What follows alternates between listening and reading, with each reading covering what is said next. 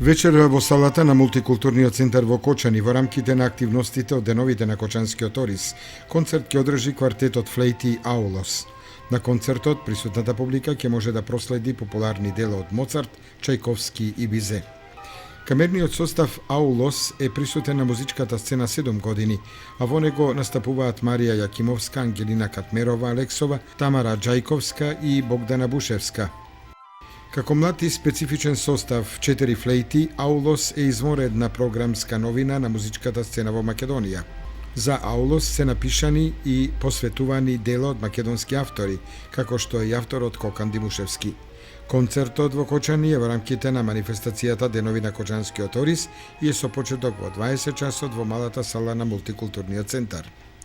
Инаку активностите од манифестацијата Денови на Кочанскиот Орис продолжуваат и во сабота со изложба на слики од ликовната колонија Свети Пантелемон. Тоа всушност ќе биде ретроспективна изложба на ликовни дела создавани на ликовната колонија од 2012 до 2015 година.